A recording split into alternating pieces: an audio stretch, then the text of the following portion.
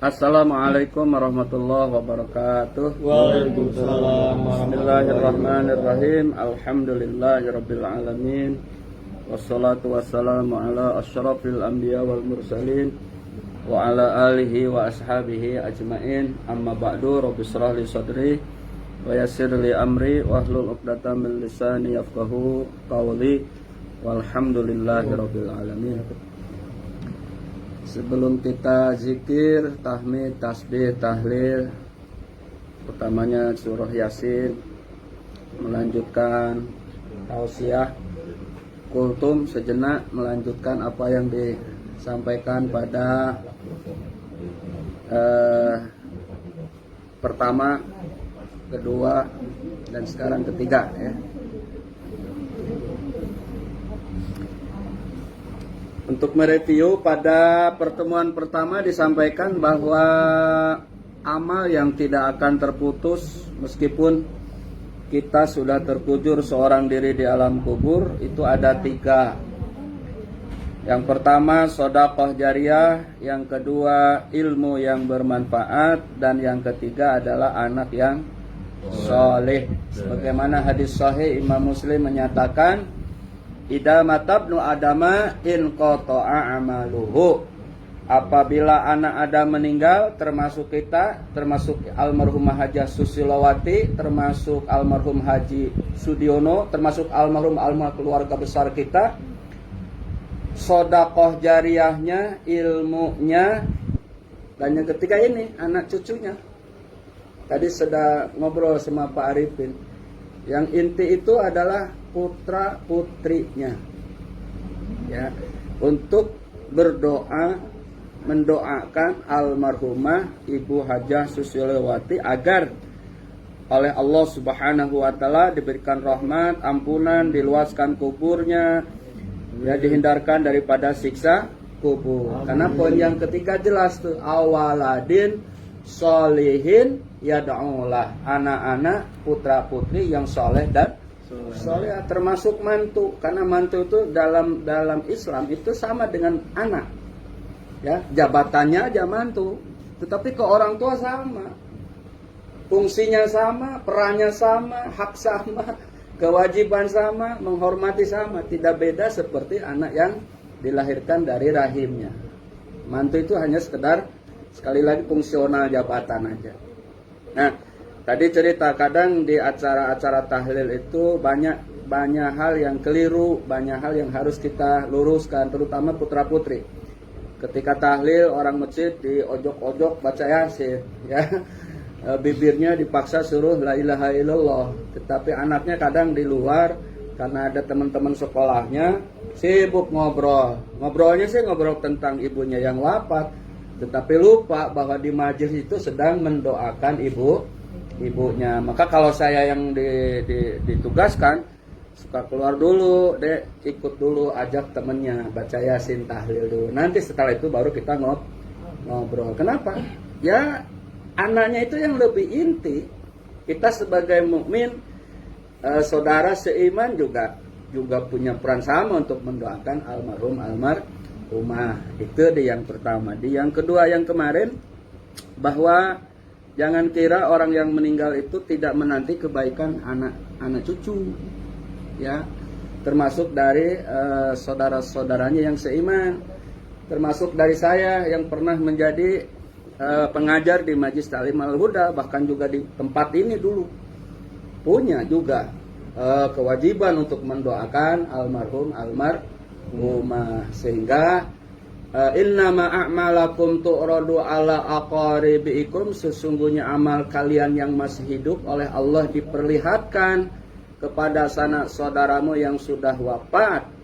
Fa in kana khairu dzalik, maka jika yang hidup itu melakukan amal baik, kesolehan, doa, ya, maka istabsaru bih, menjadi kabar gembira bagi ahli kubur. Fa in kana ghairu dzalik, maka jika tidak melakukan kebaikan, kesolehan, malah berantem, ya, malah putus silaturahim, malah tidak hadiah dengan Fatihah, tidak hadiah dengan kebaikan-kebaikan yang diatasnamakan almarhumah, maka mereka di sana berduka. Bahkan di satu riwayat itu dinyatakan berdoa. Ya Allah, berikan ilham kepada keluargaku yang masih di dunia agar mereka ingat sama aku. Ya, agar mereka ingat sama aku yang sudah di alam barzah ini, yang menanti kebaikan-kebaikan dari yang masih hidup. Maka inilah rahasia kenapa Nabi memerintah mengucapkan salam masuk kuburan.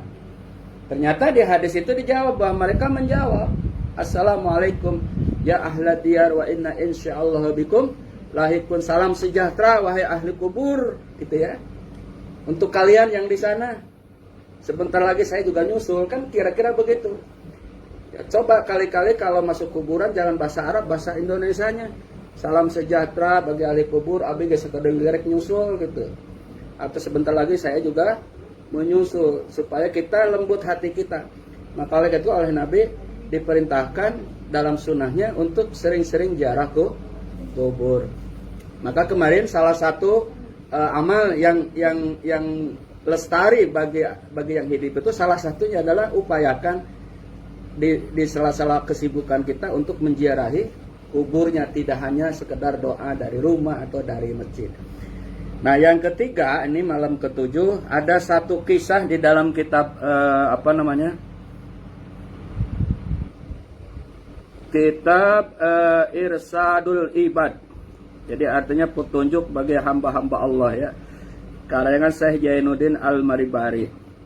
Tentang kebaikan yang hidup itu sangat bermanfaat bagi siapapun yang sudah wafat, bahkan bagi muslimin muslimat. Diceritakan dulu kala ada seorang anak yang saleh yang kerjaannya itu pedagang, ya. Kalau kita di pasar Pondok Bambu dulu namanya Jalal Jabi, itu semacam makanan-makanan Arab. Kalau kita mungkin apa ya?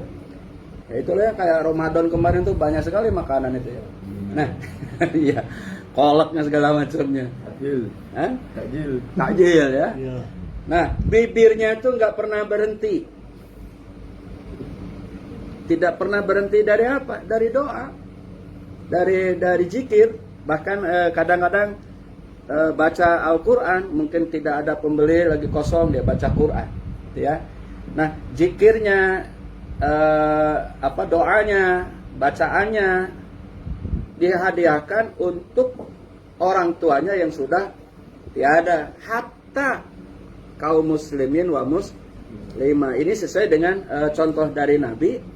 Saat Nabi khutbah Jumat, di khutbah kedua kan ada doa, Allahumma gfir lil mu'minin wal mu'minat wal muslimina wal muslimat al ahya'i minhum wal amwat. Ya Allah, ampuni mukmin laki, mukmin perempuan, muslim laki, muslim perempuan, baik yang masih hidup maupun yang sudah tiada. Nah, akhirnya ada seorang ulama yang sudah mukasyafah, ya, ahli ma'rifat, yang udah dekat sama Allah Subhanahu wa taala, memimpikan ahli kubur yang berebut kebaikan dari yang hidup. Jadi di areal kuburan itu mereka pada kelihatannya gitu, ya. Orang kelihatannya banyak, kemudian dia berebut, kemudian memungut sesuatu. Kemudian ditanya apa yang dipungut itu. Itulah Fatihah yang dihadiahkan buat kami. Itulah Fatihah yang dibuatkan untuk aku, kata ibunya. Itulah Fatihah yang dihadiahkan untuk aku, kata bapaknya. Itulah bacaan Fatihah, baca Quran. Nanti Idul Kurban atas nama almarhum, ya. Wakaf Quran buat di masjid atas nama almarhum. Ada bangunan yang pesantren lagi dibangun, kita ikut infak, di atas namakan untuk almarhumah, gitu ya. Bahkan ada doa buat mukminin mukminat, sehingga dimimpikan ahli kubur itu berebut, saling memungut. Kayak seperti itu gambarannya. Nah, itu karena tidak lepasnya lisan si anaknya itu selalu berzikir, berdoa, membaca Al-Quran yang dihadiahkan untuk almarhumah. Suatu ketika dimimpikan lagi, ahli kubur nggak berebut lagi. Ada sih ada, tapi nggak berebut. Dia ingat sama anak yang pedagang di pasar itu, yang suka itu ditemuin. Ternyata beritanya sudah wafat, dan dia berhenti doanya. Jadi berhenti doanya, ahli kubur nggak berebut lagi. Oleh karena itu ketika seorang meninggal, yang masih hidup jangan putus doa, maksudnya itu. Mamah itu waktu adanya, mohon maaf karena anggota kita di Al-Huda ya. Nah ketika mamah wafat, anak-anaknya jangan berhenti dari kebaikan maksudnya. Ya, kan ngaji bisa di mana aja, nggak mesti abang-abang dari Tebet kudu kadil atuh. Dari Tebet tuh loba Habib, banyak Habib maksudnya ya. Di Kapling aja loba banget sama ustadznya sekarang, banyak, silakan ngaji di mana. Cuma yang jangan ngaji yang bikin kita panas, bikin kita fanatik, bikin kita merasa paling benar sendiri. Bahkan ada pengajian eksklusif sekarang yang paling ke surga sendiri, yang lain neraka, termasuk yang yasinan ini, termasuk saya ini diponis sekarang ke neraka si Ustadz Rahmat karena suka bawa-bawa orang tahlil gitu. Gila amat tuh orang ya. Bapak saya nggak berani ngomong saya ke neraka. Guru saya di pesantren tuh yang kiai nggak berani ngomong saya ahli neraka, muridnya. Nah orang yang bukan gurunya, bukan bapaknya berani sekarang. Cuma mau dilawan kan jadi rame. Ya udahlah, diam aja lah. Jadi sekarang banyak orang yang bahkan waktu kasus Asakirin itu dulu betulnya masih pengurus bidang seksi dakwah gitu. Jadi orang banyak bilang saya baru Islam sekarang. Nggak, memang dulu kafir kata itu. Baru Islam sekarang, oh sholat tuh begini yang benar, kan ada sholat yang duduknya gimana sekarang? Yang begitu tuh yang kalau tahiyah duduk dan kan begini nih. Ya, memang ada hadisnya, kita juga ngaji di pesantren, tapi kan kita nggak berani ngajarin karena beda sama umum. Lah dia baru dapat merasa paling Islam. Lah kita yang nyantri 6 tahun nggak ngomong gitu. Kuliah juga sampai S2 jelek-jelek saya. Nggak begitu-begitu amat gitu. Orang sekarang berani apa? Iya, jadi saya baru Islam sekarang, emang dulu kafir. Sama orang kampung ketika kita ke kampung, karena bawa mobil, oh sudah jadi orang sekarang, emang dulu maunya gitu. Jadi itu bahasa-bahasa orang sekarang. Oleh karena itu ngaji pun untuk keluarga almarhum, karena saya punya masih tanggung jawab lah, karena bapak dulu juga yang Pak Arifin, saya tuh belum bisa ceramah dulu itu. Bu Teh Hida, semuanya ini saksi nih. Saya datang ke Jakarta mantu Pak Mahmud yang ceking, yang kurus, yang nggak tahu ponok bambu. Ya, tapi lulusan pesantren, tapi karena orang kampung ke kota jadi si Kabayan turun kota itu kan. Diajak makan bakso di Mangga 2 nggak mau, takut ada babi. Dulu bawa ke Tanah Abang, diajak minum sirup sama Cati nggak mau, takut ada apa.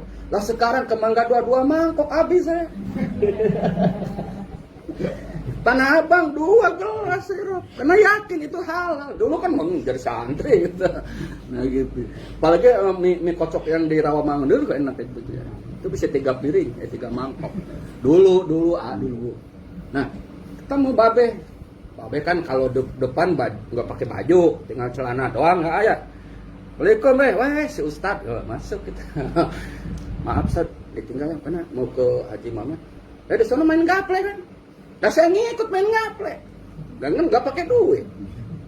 Nah di situ Babe senang masa ini Ustadz ini nggak apa namanya nggak fanatik. Akhirnya kita gabung di majelis yasinan. Habis yasinan kita makan soto, makan tongseng di depan. Kenyang sama bapak nih, ya Allah benar-benar kenyang, tongseng. Termasuk Om Purwanto itu. Nah jadi bapak nggak ada tuh saya kehilangan betul karena jujur. TK Al-Huda itu Pak Arifin yang sekarang jadi TK itu bapak awalnya datang ke rumah Haji Mahmud mertua saya lagi di dapur. Ustaz sini Ustaz, itu Haji Pohan mau jual tanah. Ini cerita Pak, cerita Al-Huda. Ustaz kan pengajar TPA masih di masjid. Ya Pak, ya udah nanti saya ke Om Sarmanto, saya ngobrol, ini kebeli kan bapak awalnya. Dari situ jadilah Yayasan Al-Huda. Yayasan Al-Huda kan dari situ awal. Itu perjuangan Bapak itu tidak sedikit di Al-Huda. Oleh karena itu untuk kita nih sekali lagi jangan lupa bahwa kebaikan Bapak itu seperti itu. Lanjutkan. Mama yang suka ngaji ke Al-Huda, Sakirin. Kan tadi dibilang ngaji dimanapun bisa. Cuma tolong nyari gurunya hati-hati. Sekarang ini banyak orang berguru di YouTube. Boleh nggak? Ya boleh aja. Buat wawasan. Tapi ditelan bulat-bulat akhirnya pusing. Karena datang lagi YouTube yang satu, oh ini yang begini, kok ini begini, pusing. Di siapa yang dipegang? HP yang dipegang kan. Akhirnya salah gitu. Ustadz Somad bagus, Ustadz ini bagus. Cuma kan guru itu kalau kata kitab adalah yang musofahah dengan kita, yang salaman dengan kita, yang kayak begini Itu guru yang betul-betul kita harus, dulu kan almarhum Kiai Satiri condet tuh, lanjut kita walaupun kita masih kecil waktu itu, bukan tidak boleh yang di TV, boleh untuk wawasan, tapi kalau dipegang jangan, karena itu kalau dipegang paling 3 hari nggak setuju pindah ke channel yang satu, ini nggak setuju pindah lagi, terus pindah-pindah, akhirnya ustaznya kawin lagi ditinggal. Itu udah punya pegangan sekarang umat. Oleh karena itu cari guru, hati-hati buat keluarga almarhum di sini, maksud saya itu begitu ya. Jadi intinya lanjutkan kebaikan. Ternyata Fatihah yang kita kirim, Yasin yang kita kirim ini, itu ahli kubur juga ikut berebut, memungut, kayak orang memungut apalah gitu, memungut yang kita hadiahkan. Inilah makna ilah hadarati summa ilah arwahi khususan ilah ahli kubur, yang orang lain membid'ahkan. Itu kan bahasa Arab. Ya kalau alegri bahasa Arab ya bahasa Sunda tuh Gusti pangdugikeun ieu tiap Fatihah maupun Bapa mungkin mau melarang ya. Karena pakai bahasa Arab, bahasanya bahasa NU. Jadi bid'ah. Coba kali-kali bahasa Indonesia, karena yang di istana dimanapun dengan bahasa ini nggak pernah disalahkan.